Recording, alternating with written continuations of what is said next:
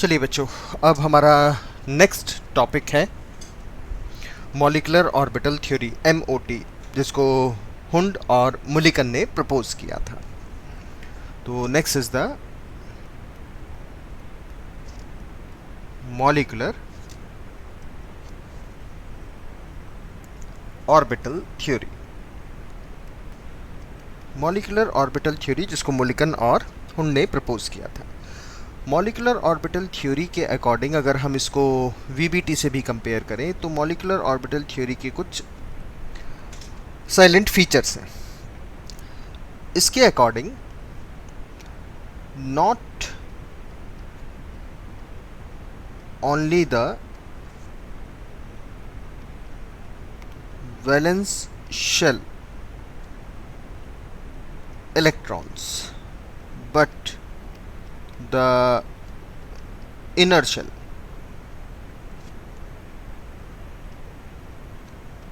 electrons also participate in bond formation। सबसे पहला point है इसका जो VBT से अलग है। VBT कहती है कि अगर हमारे पास मान लो दो एटम हैं, ये न्यूक्लियस हो गया, ये इसका फर्स्ट शेल हो गया और ये इसका सेकंड शेल हो गया। दूसरा एक और एटम, ये न्यूक्लियस, ये इसका फर्स्ट शेल हो गया और ये इसका सेकंड शेल हो गया। तो if we go according to the VBT के अकॉर्डिंग जो वैलेंस शेल के इलेक्ट्रॉन हैं, valence bond theory, valence shell के इलेक्ट्रॉन हैं वो ओवरलैपिंग में पार्टिसिपेट करेंगे और बॉन्ड की फॉर्मेशन होगी। मतलब कुछ इस तरीके से बॉन्ड बनेगा। ये फर्स्ट एटम का न्यूक्लियस, ये उसका फर्स्ट शेल, ये सेकंड शेल, और सेकंड एटम का ये रहा न्यूक्लियस, ये इसका फर्स्ट शेल और ये इसका सेकंड शेल, और ये वाला पोर्शन ओवरलैपिंग में चला गया, बॉन्ड बन गया। लेकिन जो MOT है, मॉलिक्यूलर ऑर्बिटल थ्योरी है, इसके according not only the valence shell but the inner shell also participate in the bond formation. तो अगर हम इस थ्योरी के अकॉर्डिंग जाते हैं तो ये हमारे पास न्यूक्लियस, ये दूसरा न्यूक्लियस। अब not only the valence shell, जो इनर शेल है वो भी ओवरलैप कर जाता है। ये वाला जो ब्लू कलर से बना है ये ओवरलैप कर गया, और जो आउटर शेल है वो भी ओवरलैप कर जाएगा। ये है हमारे पास पॉलीन्यूक्लियर। इसको हम बाइन्यूक्लियर कहेंगे यहाँ तो, लेकिन ये पॉलीन्यूक्लियर के लिए भी एप्लीकेबल है। But in the syllabus we have only the binuclear compounds, binuclear molecules. तो ये बेसिक सा डिफरेंस है VBT और MOT में। VBT कहता है कि सिर्फ वैलेंस शेल के इलेक्ट्रॉन जाएंगे और MOT कहता है not only the valence shell but the inner shell electron also participate in the bond formation. अब हम आते हैं इसके सेकेंड पॉइंट पर। सेकेंड पॉइंट के अकॉर्डिंग यहाँ पर इलेक्ट्रॉन को या ऑर्बिटल्स को, एटॉमिक ऑर्बिटल्स को वेव की तरह कंसीडर किया है। हम जानते हैं कि electron is having a dual nature, particle as well as wave. तो यहाँ वेव के नेचर को कंसीडर किया है। अगर वेव के नेचर को कंसीडर किया गया है तो electron is acting as a wave, और अगर ये वेव की तरह है तो किसी एटम 1 के इलेक्ट्रॉन की वेव किसी एटम 2 के इलेक्ट्रॉन वेव से मिक्स होगी। यानी एक एटॉमिक ऑर्बिटल दूसरे एटॉमिक ऑर्बिटल से मिक्स होगा। और हम जानते हैं कि जब एटॉमिक ऑर्बिटल मिक्स होते हैं तो they will form the molecular orbital.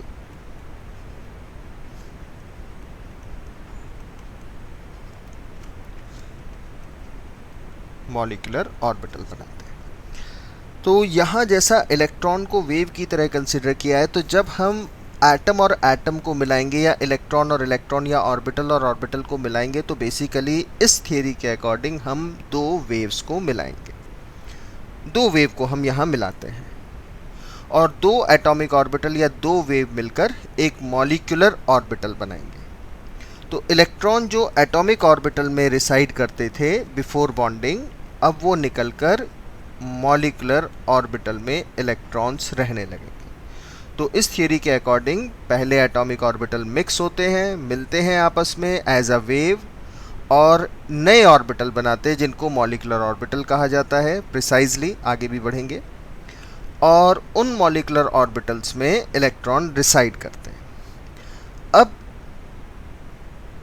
ये मॉलिक्यूलर ऑर्बिटल किस तरीके से बनेंगे, कैसा वेव की मिक्सिंग होगी? Mixing of waves. तो अगर अब हम यहां पर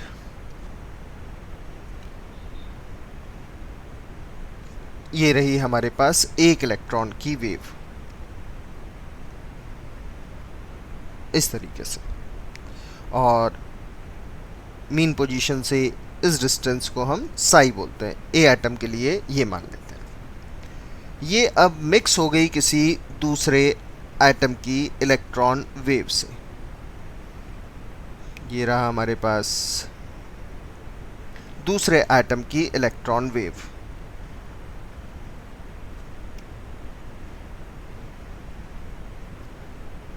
this can be the psi B. तो ये इलेक्ट्रॉन वेव है क्योंकि इस थ्योरी में इलेक्ट्रॉन को वेव नेचर में कंसीडर किया गया है। और अगर हम इनकी मिक्सिंग को देखें तो मिक्सिंग में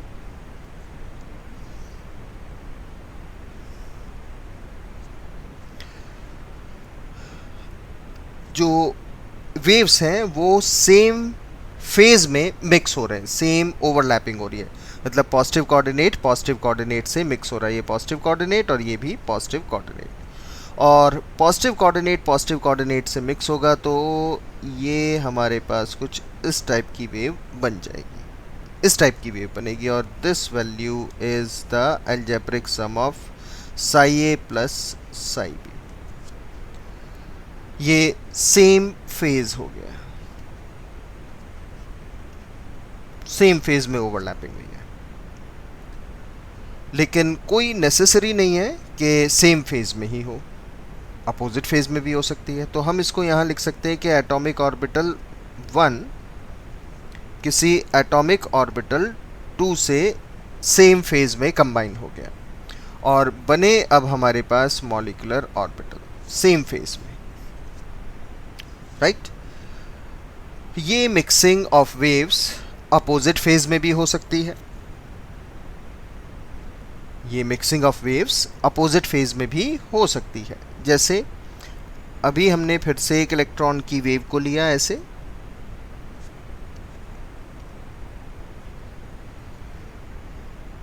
दिस वन, और ये हमारे पास हो गया psi A and it is mix with the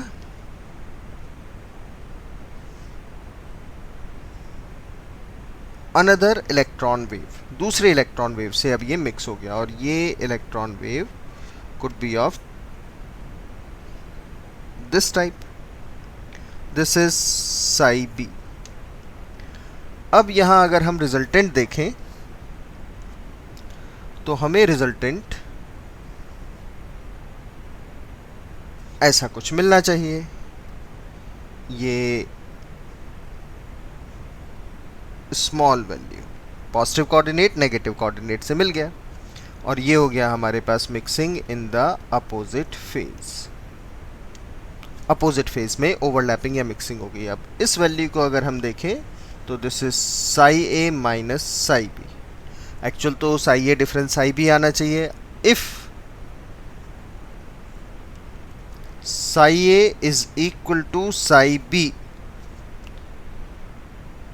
तो वेव का एम्पलीट्यूड कुछ नहीं मिलेगा आपको, जो यहाँ पर वेव मिलेगी वो ज़ीरो एम्पलीट्यूड की होगी। बस ऐसे ड्रॉ कर देंगे हम, क्योंकि साई ए और साई बी इक्वल हो गए। अगर साई ए साई बी के इक्वल होंगे तो psi A minus psi B 0, मतलब एम्पलीट्यूड कितना होगा 0।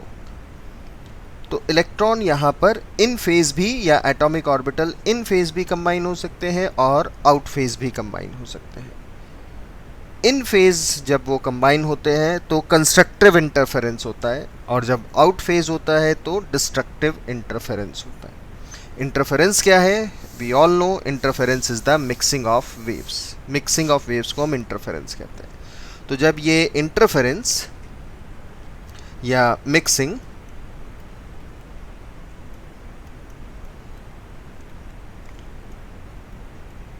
इन फेज या कंस्ट्रक्टिव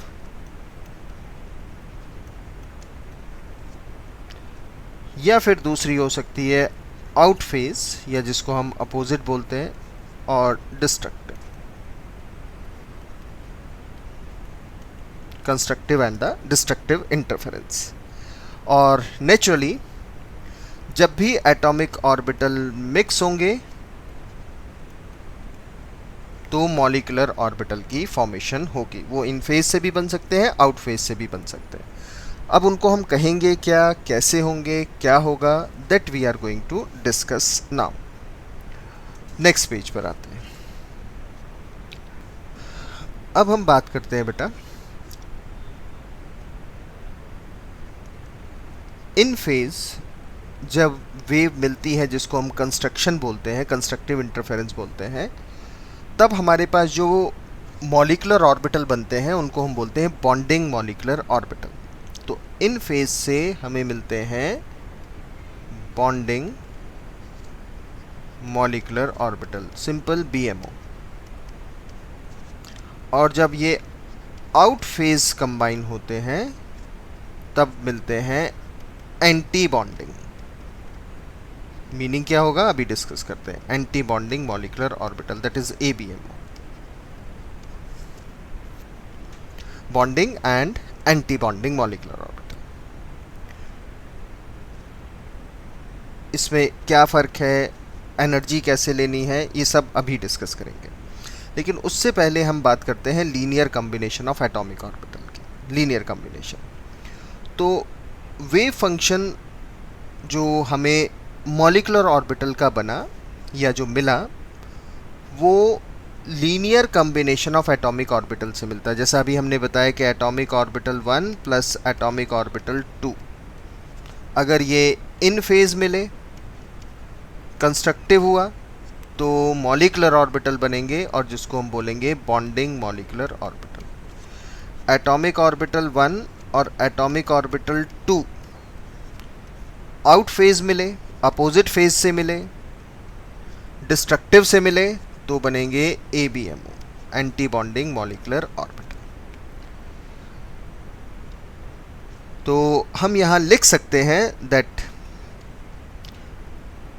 वेव फंक्शन जो साई है ऑफ फॉर्म्ड मॉलिक्यूलर ऑर्बिटल, चाहे वो कोई भी बना हो, बॉन्डिंग का या एंटी बॉन्डिंग का, can be obtained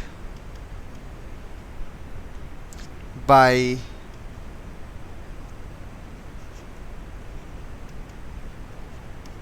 simple way, that is by linear combination of atomic orbitals, which is known as LCAO, linear combination of atomic orbital. और ये लीनियरली कॉम्बिनेशन जो एटॉमिक ऑर्बिटल का हुआ है, this can be classified as 2 types.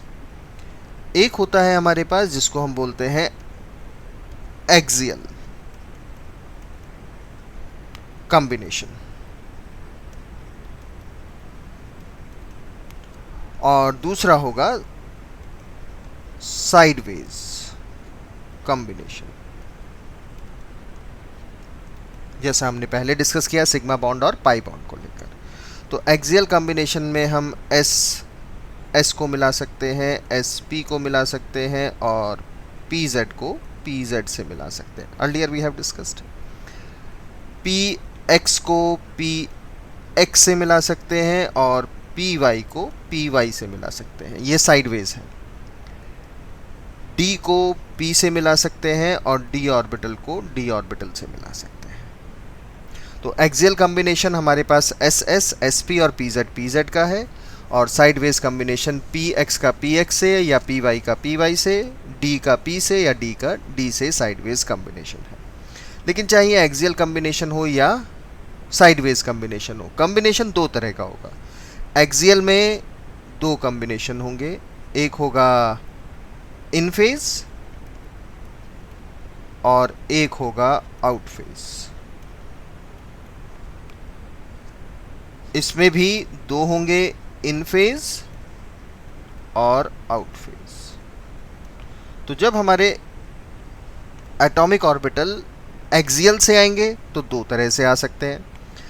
In phase भी आ सकते हैं, out phase भी आ सकते हैं. मतलब बॉन्डिंग मॉलिक्यूलर ऑर्बिटल भी बन सकता है और ABMO भी बन सकता है. और अगर साइडवेज कॉम्बिनेशन होंगे तो भी दो तरह के होंगे, इन फेज और आउट फेज. तब भी बॉन्डिंग और एंटी बॉन्डिंग मॉलिक्यूलर ऑर्बिटल बन सकते हैं. नेक्स्ट पॉइंट पर आते हैं बच्चों. अब क्योंकि एटॉमिक ऑर्बिटल अपनी एग्जिस्टेंस खत्म कर देते हैं मिलने के बाद, क्योंकि वो मिलकर नया ऑर्बिटल बनाते हैं जिसको मॉलिक्यूलर ऑर्बिटल बोलते हैं. तो इलेक्ट्रॉन अब एटॉमिक ऑर्बिटल में ना रहकर किस में रहता है? बॉन्डिंग मॉलिक्यूलर ऑर्बिटल या एंटी बॉन्डिंग मॉलिक्यूलर ऑर्बिटल में. मतलब वो अब मॉलिक्यूलर ऑर्बिटल में रहता है. तो electron reside in molecular orbital. Next point हुआ. अगले पॉइंट पर आते हैं.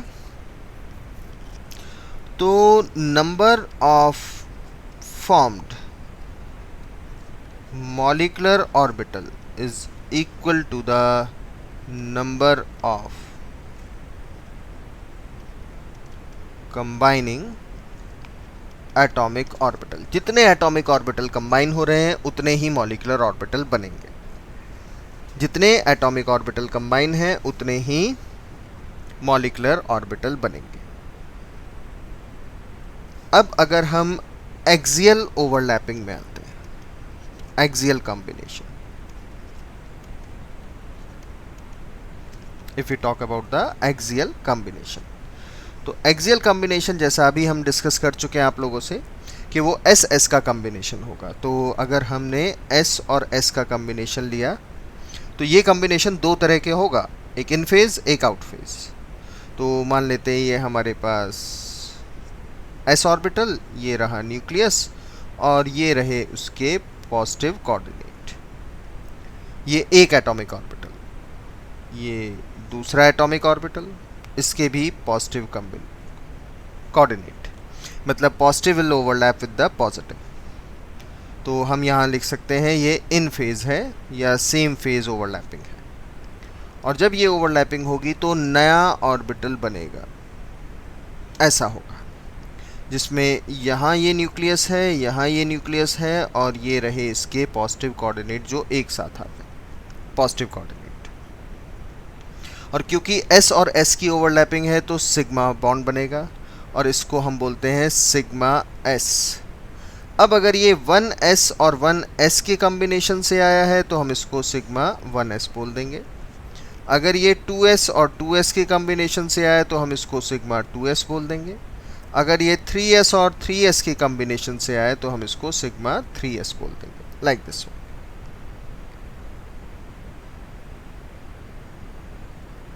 राइट. इससे ये कंक्लूजन निकलता है कि जो एटॉमिक ऑर्बिटल हैं जिनकी एनर्जीज कंपेरेबल है और प्रॉपर सिमेट्री है, वही लीनियर कॉम्बिनेशन में जाते हैं या जा सकते हैं. तो हम यहाँ पॉइंट लिख सकते हैं या यही लिख देते हैं. चलिए, the atomic orbital of comparable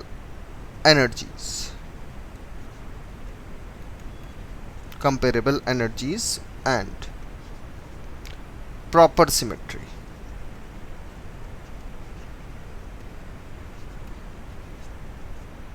combine to form molecular orbital, जैसा हमने लीनियर कॉम्बिनेशन में बताया था। अब अगर हम s और s के कॉम्बिनेशन को फिर से लें और इस बार करते हैं कि ये हमारे पास s ऑर्बिटल, ये न्यूक्लियस और ये पॉजिटिव कोऑर्डिनेट, और ये मिक्स हुआ किसी दूसरे एटम के एटॉमिक ऑर्बिटल से जो है नेगेटिव कोऑर्डिनेट, मतलब एक इन फेज एक आउट फेज।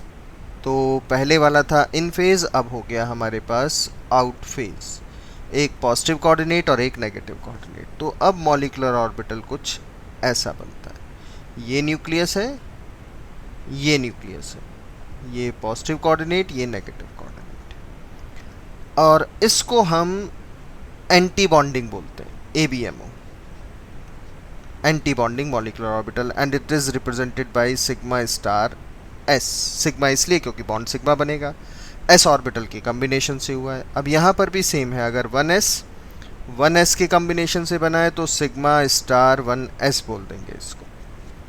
2s और 2s की कॉम्बिनेशन से बना है तो सिग्मा स्टार 2s बोल देंगे इसको। 3s और 3s के कॉम्बिनेशन से बना है तो सिग्मा 3s स्टार हो जाएगा। अब इन दो को फिर से कंपेयर करते हैं बेटा हम। अब अगर आप सिग्मा s में देखते हैं यहाँ बॉन्डिंग में, तो ये है न्यूक्लियस और ये रही हमारी इंटरन्यूक्लियर एक्सिस। इंटरन्यूक्लियर एक्सिस पर आपको इलेक्ट्रॉन क्लाउड मिल गया। ये पॉजिटिव पॉजिटिव इलेक्ट्रॉन क्लाउड है बेटा, क्योंकि ये पॉजिटिव क्या बता रहे थे, ये तो सिर्फ कोऑर्डिनेट बता रहे थे, positive coordinate with the positive coordinate, यानी इन फेज है। तो ये रहा हमारा इलेक्ट्रॉन क्लाउड, ये इधर है इलेक्ट्रॉन क्लाउड, ऐसे ये सारा इलेक्ट्रॉन क्लाउड है। और अगर अब हम इस इलेक्ट्रॉन क्लाउड को यहाँ देखें तो ये इलेक्ट्रॉन क्लाउड ये रहा, ये इलेक्ट्रॉन क्लाउड और ये न्यूक्लियस, और इधर ये न्यूक्लियस और ये इलेक्ट्रॉन क्लाउड। मतलब इलेक्ट्रॉन क्लाउड और न्यूक्लियस के बीच में, इलेक्ट्रॉन क्लाउड और न्यूक्लियस के बीच में ये है हमारे पास इलेक्ट्रॉन क्लाउड सारा।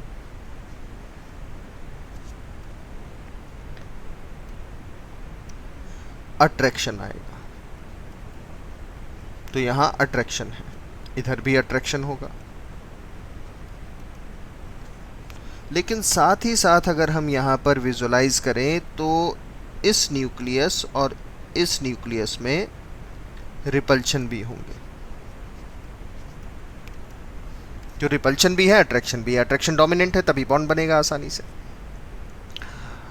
तो अट्रैक्शन क्लोज है, रिपल्शन थोड़ा दूर है, तो अट्रैक्शन डोमिनेट करता है। अट्रैक्शन डोमिनेट करेगा तो एनर्जी रिलीज होगी, जिससे जो बॉन्डिंग मॉलिक्यूलर ऑर्बिटल बने हैं ये लो एनर्जी पर आएंगे, कंबाइनिंग एटॉमिक ऑर्बिटल से लो एनर्जी पर होंगे। अब जरा फोकस करिए ABMO पर।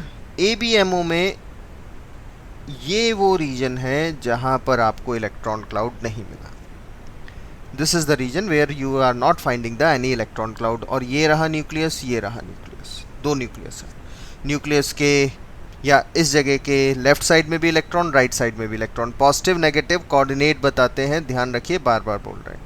ये पॉजिटिव और नेगेटिव क्या बता रहे हैं, कोऑर्डिनेट बता रहे हैं, राइट। तो इस पार्ट को तो हम क्या कह देते हैं, ये हो गया हमारे पास node where the probability of finding the electron is minimum. अब देखो यहाँ ध्यान से अगर आप विजुलाइज करोगे, देखोगे तो न्यूक्लियस और न्यूक्लियस आमने सामने है, ये देखो, और यहाँ सिर्फ और सिर्फ रिपल्शन लगेगा। और रिपल्शन लगेगा तो ABMO की एनर्जी हाई होगी कंबाइनिंग एटॉमिक ऑर्बिटल से। ABMO की एनर्जी हाई होगी, और क्योंकि सिर्फ रिपल्शन लग रहा है तो एनर्जी सिर्फ और सिर्फ बढ़ती जाएगी, ज़्यादा होगी। लेकिन अगर इन फेज कंबाइन हुए थे तो उसमें अट्रैक्शन से एनर्जी कम हो रही थी और रिपल्शन से थोड़ी एनर्जी बढ़ भी रही थी। लेकिन ABMO में क्योंकि सिर्फ और सिर्फ न्यूक्लियस सामने सामने है, हाई चार्ज डेंसिटी है, तो सिर्फ रिपल्शन होंगे और एनर्जी सिर्फ बढ़ती जाएगी। मतलब ये हुआ कि जब हम 1s और 1s को या किसी भी s और s को एटॉमिक ऑर्बिटल 1 एटॉमिक ऑर्बिटल 2 को कंबाइन करेंगे तो हमारे पास मॉलिक्यूलर ऑर्बिटल बनेंगे। एक मॉलिक्यूलर ऑर्बिटल इन दो से ज़्यादा एनर्जी पर बन जाएगा, जिसको हम बोलेंगे सिग्मा s एंटी बॉन्डिंग, और एक बनेगा इनसे लो एनर्जी पर, जिसको हम बोलेंगे sigma s। This is bonding molecular orbital and this is ABMO, anti bonding molecular orbital. और अब अगर हम यहाँ से एनर्जी को कंपेयर करें एटॉमिक ऑर्बिटल से, तो ये एनर्जी रेज है, बढ़ गई, और ये एनर्जी डिक्रीज हो गई, कम हो गई। मान लेते हैं कि इंक्रीज एनर्जी डेल्टा है और डिक्रीज एनर्जी डेल्टा डैश है। तो जो डिक्रीज ऑफ एनर्जी है यानी डेल्टा डैश, वो कम है in comparison to increase in energy, क्योंकि रिपल्शन में सिर्फ एनर्जी बढ़ती ही गई है। और जब इन फेज हुए तो अट्रैक्शन और रिपल्शन दोनों हुए, तो एनर्जी कम तो हुई है, नीचे की तरफ आया है, लेकिन कुछ बढ़ी भी है ड्यू टू रिपल्शन। अट्रैक्शन से कम हुई और रिपल्शन से बढ़ गई। तो एनर्जी पहले नीचे की तरफ आई, तो ये थोड़ा नीचे आए और फिर थोड़ा ऊपर चले गए, ऐसे। तो यहाँ जाकर ये रुक जाते हैं, यहाँ जाकर ये रुक जाते हैं। तो ABMO यानी एंटी बॉन्डिंग की एनर्जी का हाइक डिक्रीज इन एनर्जी से ज़्यादा होगा। मतलब मॉलिक्यूलर ऑर्बिटल तो बनेंगे बॉन्डिंग और एंटी बॉन्डिंग के, लेकिन लोअर एनर्जी पर होगा बॉन्डिंग का और हायर पर होगा एंटी बॉन्डिंग मॉलिक्यूलर ऑर्बिटल। और इलेक्ट्रॉन अब बॉन्डिंग में और एंटी बॉन्डिंग में रहेंगे। नेचुरली जब यहाँ पर हम इलेक्ट्रॉन भरेंगे तो हमें यहाँ पर ऑफ-बाउ प्रिंसिपल, पॉलीज प्रिंसिपल और हुंड्स रूल को फॉलो कराना पड़ेगा। ऑफ-बाउ प्रिंसिपल के अकॉर्डिंग पहले लोअर एनर्जी पर भरेंगे, फिर हायर पर भरेंगे। पॉलीज एक्सक्लूजन प्रिंसिपल कहता है कि पहले इलेक्ट्रॉन सिंगल सिंगल भरेंगे, फिर पेयरिंग होगी। हुंड्स रूल कहता है कि पहले इलेक्ट्रॉन सिंगल सिंगल भरेंगे, फिर पेयरिंग होगी। और पॉलीज कहता है कि no two electron of an atom can have the identical values of all the 4 quantum number, maximum 3 can be same. तो आपने यहाँ पर filling of electron in various molecular orbital, चाहे वो बॉन्डिंग के हो या एंटी बॉन्डिंग के हो, is according to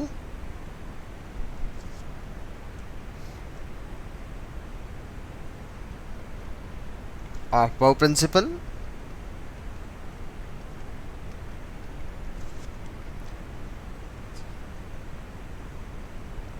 Pauli's principle and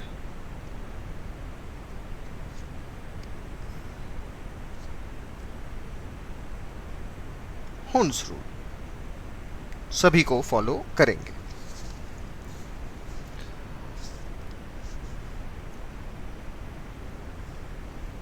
अभी हमने आपको S और S की ओवरलैपिंग शो की। अगर हम किसी s ऑर्बिटल को किसी p ऑर्बिटल से मिला दें, तो हम पहले भी कई बार बता चुके हैं कि कन्वेंशन के अकॉर्डिंग, जो हमारा NCERT का कन्वेंशन है, जो हमारा कंपटीशन का कन्वेंशन है, उसके अकॉर्डिंग हम इंटर न्यूक्लियर एक्सिस में हम PZ को कंसीडर करते हैं। ये रहा s ऑर्बिटल, ये रहा इसका न्यूक्लियस, ये रहा ये न्यूक्लियस। अब मान लेते हैं कि ये पॉजिटिव कोऑर्डिनेट का है और ये हमारे पास पॉजिटिव, और ये रहा नेगेटिव कोऑर्डिनेट। अब यहाँ जो ओवरलैपिंग हो रही है वो एक्सियल ओवरलैपिंग हो रही है with the same phase, in phase जिसको हम बोल सकते हैं। तो दिस इज इन फेज, और इन फेज कॉम्बिनेशन है, तो अब हमारे पास मॉलिक्यूलर ऑर्बिटल बनेगा, वो भी बॉन्डिंग का। वो भी कुछ ऐसा बनेगा, जिसमें एक न्यूक्लियस ये रहा हमारे पास, जिसको हम चाहे तो ऐसे ये दिखा देते हैं, एक न्यूक्लियस ये रहा और एक न्यूक्लियस ये रहा। पॉजिटिव कोऑर्डिनेट ये आ गया, बिग पॉजिटिव हो गया, और ये रहा हमारा नेगेटिव कोऑर्डिनेट। इस तरह का बनेगा हमारे पास बॉन्डिंग मॉलिक्यूलर ऑर्बिटल, जिसको हम बोलेंगे सिग्मा sp ऑर्बिटल। और अगर यही हमारे पास कॉम्बिनेशन pz का s ऑर्बिटल से हो, और मान लेते हैं कि ये हमारे पास इस बार नेगेटिव कोऑर्डिनेट, ये पॉजिटिव ये नेगेटिव, तो अब ये बन जाएगा हमारे pass out phase. This is the out phase combination. और आउट फेज होगा तो ऐसा कुछ बनता है।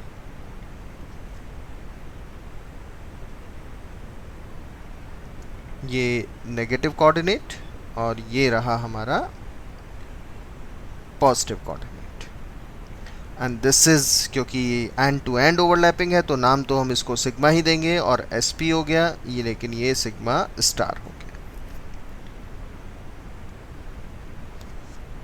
अब अगर हम थर्ड पॉइंट पर आते हैं, p और p का कॉम्बिनेशन, pz का pz से कॉम्बिनेशन, इन फेज भी और आउट फेज भी। तो हमने यहाँ एक p ऑर्बिटल लिया pz, ये रहा उसका न्यूक्लियस, ये पॉजिटिव कोऑर्डिनेट ये नेगेटिव कोऑर्डिनेट, और दूसरा p ऑर्बिटल,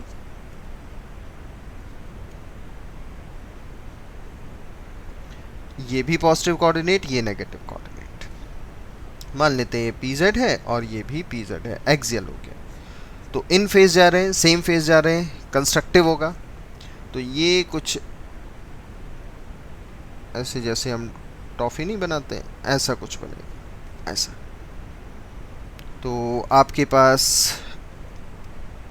ये न्यूक्लियस ये न्यूक्लियस, इधर हो गया हमारे पास नेगेटिव कोऑर्डिनेट, इधर नेगेटिव कोऑर्डिनेट, और बीच में हो गया हमारा positive coordinate, right. And this is sigma pz। मान लेते हैं कि ये 2pz था, ये भी 2pz था, तो ये हो जाएगा sigma 2pz, right, in this way. अब एक बात और ध्यान रखनी है कि अगर एग्जामिनर आपको बोल दे कि px is along internuclear axis,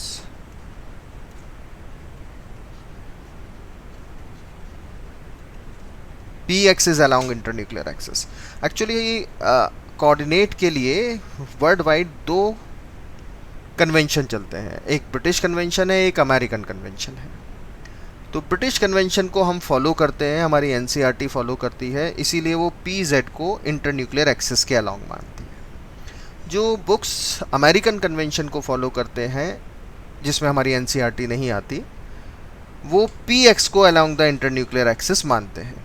तो जब आप पढ़ते हैं तो कोई आपको बुक में कभी px मिल जाएगा इंटरन्यूक्लियर एक्सिस, किसी में pz मिल जाएगा, बट हमें कहीं एक जगह स्टिक होना पड़ेगा और हम एनसीईआरटी को लेकर चल लेते हैं। तो एनसीईआरटी जैसा कहती है हम वैसा चल लेते हैं। कन्वेंशन है ये, तो कन्वेंशन में जिसको जैसे मर्जी आए वो वैसा ले सकता है।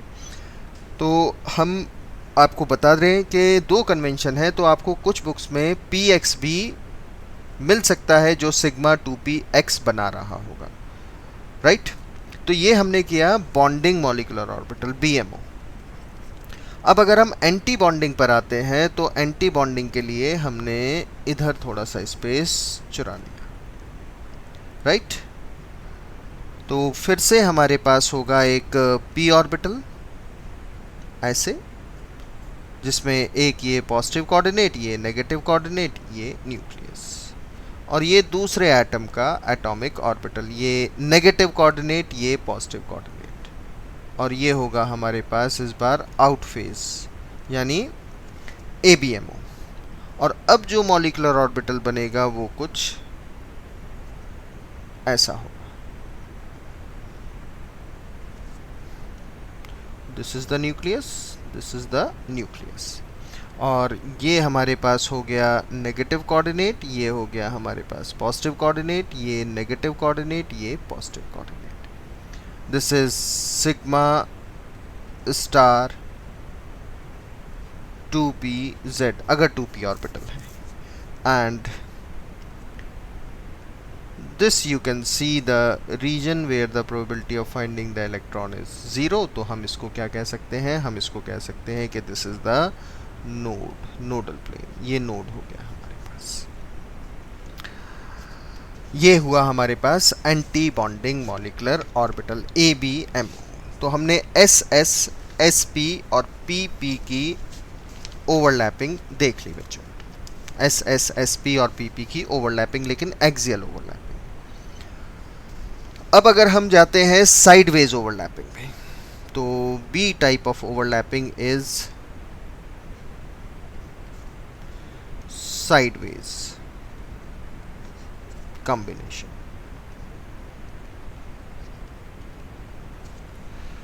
साइडवेज कॉम्बिनेशन में अगर हम प्रोसीड करते हैं तो हमें P और P की, अब P में ध्यान रखना है कि PX PX से ओवरलैप कराना है और PY PY से ओवरलैप कराना है।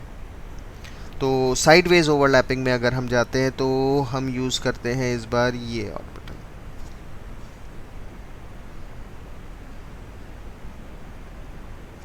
Plus this orbital. ये पॉजिटिव कोऑर्डिनेट, ये नेगेटिव कोऑर्डिनेट, ये पॉजिटिव, ये नेगेटिव, तो हो गया जी ये इन phase.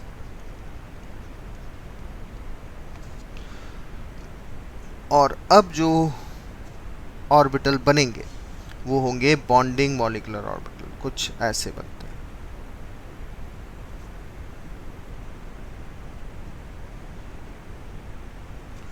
And these are the nucleus. ये है न्यूक्लियस, ये है न्यूक्लियस।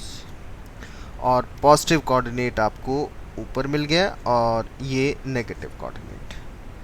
अब अगर आप ध्यान से देखें तो साइडवेज ओवरलैपिंग में हमारे पास ये रहा इंटरन्यूक्लियर एक्सिस, और इस इंटरन्यूक्लियर एक्सिस से दूर मिला है इलेक्ट्रॉन क्लाउड। ये रहा इलेक्ट्रॉन क्लाउड और ये रहा इलेक्ट्रॉन क्लाउड। बॉन्ड बना है साइडवेज ओवरलैपिंग से पाई। अब अगर 2px को 2px से मिलाया तो पाई 2px, पाई बनेगा 2px का। और अगर अब आप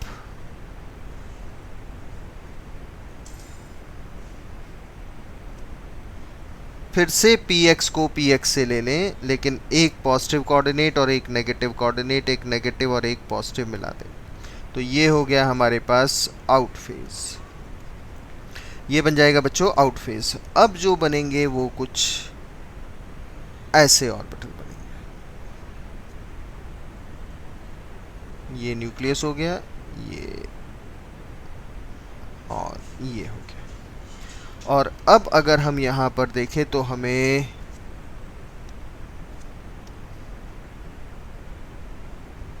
ये नोडल प्लेन मिल गया और ये नोडल प्लेन मिल गया, दो नोडल प्लेन मिले। अब नेचुरली अगर ये कॉम्बिनेशन हमारा 2px का है तो ये भी 2px होगा, और 2py का है तो ये 2py से होगा। ऊपर भी ऐसा ही है, इसको हम 2py भी लिख सकते हैं और इसको हम 2py। तो यहाँ आपको पाई 2px या पाई 2py मिलेंगे।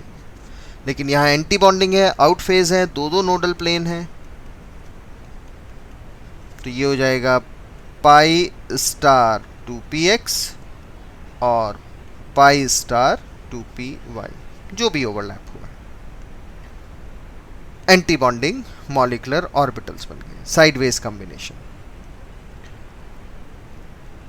अब अगर हम D और P के कॉम्बिनेशंस पर जाएं और फिर D और D के कॉम्बिनेशन पर जाएं, तो हम यहाँ ऑर्बिटल की पिक्चराइजेशन ज़रूर दे देते हैं आपको, D और P की और D और D की, but actually these are not the part of syllabus. ये सिलेबस का पार्ट नहीं है, लेकिन पिक्चर डायग्रामेटिकली शो कर सकते हैं हम, नॉट अ बिग इशू। बहुत आसान है।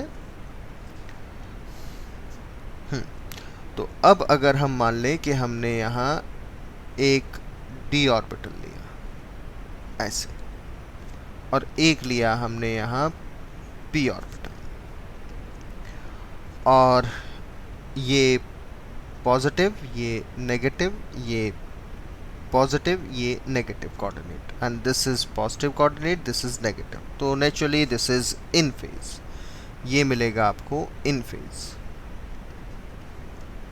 और अगर ये आपको इन फेज मिल रहा है तो बॉन्डिंग बनेगा, इन फेज मिल रहा है तो बॉन्डिंग बनेगा, साइडवेज है तो पाई बॉन्ड बनेगा, और ये कुछ इस टाइप का कॉम्बिनेशन आता है।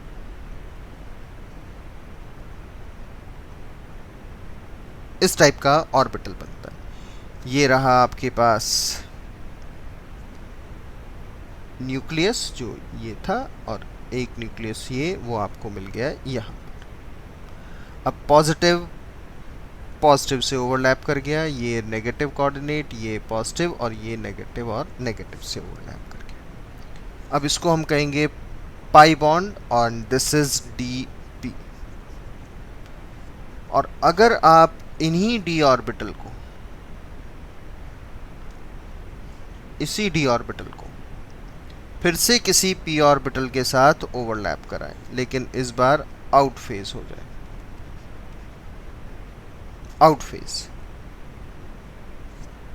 ये हमारे पास न्यूक्लियस और ये न्यूक्लियस, ये पॉजिटिव, ये नेगेटिव, लेकिन इस बार ये नेगेटिव और ये पॉजिटिव, तो आउट फेज होगा। आउट फेज होगा तो जो अब बॉन्डिंग की जगह बनेगा anti bonding, it will be a anti bonding molecular orbital, और वो होगा कुछ ऐसा।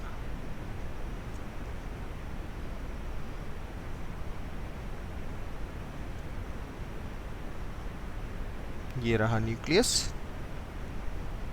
ये दूसरा न्यूक्लियस, एक आपके पास पॉजिटिव कोऑर्डिनेट, एक नेगेटिव कोऑर्डिनेट, ये नेगेटिव कोऑर्डिनेट, ये पॉजिटिव, ये नेगेटिव, और ये पॉजिटिव। अब ये हो गया हमारे पास पाई स्टार डी पी, तो बॉन्डिंग भी हो गया और एंटी बॉन्डिंग भी बन गए हमारे पास। और ये ओवरलैपिंग हमने शो की डी और पी की। अब P में भी क्योंकि साइडवेज ओवरलैपिंग है, तो या तो PX यूज करेंगे या हम PY यूज करेंगे। तो ये तो था हमारे पास bonding and anti bonding molecular orbitals. अब इसी में आता है हमारे पास non bonding combination. Non bonding combination, अब जब है ही नाम इसका नॉन बॉन्डिंग, तो कॉम्बिनेशन कैसा, लेकिन फिर भी हम शो करते हैं कि किन ऑर्बिटल्स को हम नॉन बॉन्डिंग कहेंगे। देखो बेटा, अगर किसी भी तरह की इलेक्ट्रॉन क्लाउड इन फेज या आउट फेज ना मिल पाए, जैसे अगर मान लो आपने s ऑर्बिटल लिया, किसी भी कोऑर्डिनेट का ले लें, मतलब पॉजिटिव कोऑर्डिनेट का लिया, और p ऑर्बिटल लिया आपने ऐसा, px या py, तो अब इस कॉम्बिनेशन को हम ऐसे शो कर सकते हैं ये, लेकिन ये इलेक्ट्रॉन क्लाउड इसके इलेक्ट्रॉन क्लाउड से मिल नहीं पाया है, ओवरलैप नहीं हुआ है किसी भी तरीके से, ना इन फेज है ना आउट फेज है। तो ऐसे ऑर्बिटल को हम बोलते हैं नॉन बॉन्डिंग। जैसे आपने मान लो लिया pz और दूसरा ले लिया px, अब ये पॉजिटिव ये नेगेटिव, ये पॉजिटिव ये नेगेटिव, तो कॉम्बिनेशन हम कैसा भी दिखाएं, यहाँ तो न्यूक्लियस आ जाएगा दूसरे एटम का, दूसरे ऑर्बिटल का, ये ऐसे दिखाते हैं जिससे क्लियर दिख जाए, ये रहा न्यूक्लियस। अब न्यूक्लियस वहाँ वो रीजन है जहाँ इलेक्ट्रॉन होता ही नहीं, और ये ऑर्बिटल है इलेक्ट्रॉन, तो इलेक्ट्रॉन न्यूक्लियस के साथ ओवरलैपिंग नहीं करेगा, तो इसको हम बोलेंगे नॉन बॉन्डिंग। जैसे आपने यहाँ pz को px या py के साथ करा दिया ओवरलैपिंग, तो दिस इज नॉन बॉन्डिंग। ऐसा भी हो सकता है कि आप किसी px को यूज़ करें किसी py के साथ, तो ये px हो गया, ये py हो गया, कोई ओवरलैपिंग नहीं है, तो ये भी होगा नॉन बॉन्डिंग। तो बॉन्डिंग और एंटी बॉन्डिंग तो एक्चुअली एग्जिस्ट करते हैं, नॉन बॉन्डिंग जिसमें हुई नहीं है तो वो तो एग्जिस्ट ही नहीं करते। ये सिर्फ डायग्रामेटिकली रिप्रेजेंटेशन हमने शो किया। और अभी तक जो हमने करा उसका बेसिक मीनिंग ये निकला कि अगर हम एटॉमिक ऑर्बिटल्स को कंबाइन करते हैं तो नए मॉलिक्यूलर ऑर्बिटल बनेंगे, जिसमें बॉन्डिंग भी होगा, एंटी बॉन्डिंग भी होगा। एंटी बॉन्डिंग लोअर एनर्जी पर होंगे, जैसे आपने 1s को 1s से कंबाइन किया तो यहाँ बना सिग्मा 1s, और एंटी बॉन्डिंग हायर एनर्जी पर होंगे, सिग्मा स्टार 1s।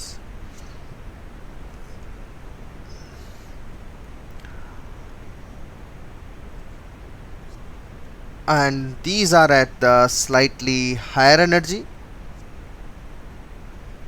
ये हायर एनर्जी पर है और ये लोअर एनर्जी पर है। इसको हमने यहाँ डेल्टा बोल दिया था और इसको यहाँ डेल्टा डैश बोल दिया था। तो अगर हम डेल्टा की बात करें तो ये एंटी बॉन्डिंग बना रहा है, इसको हम बोलते हैं डी स्टेबलाइजेशन।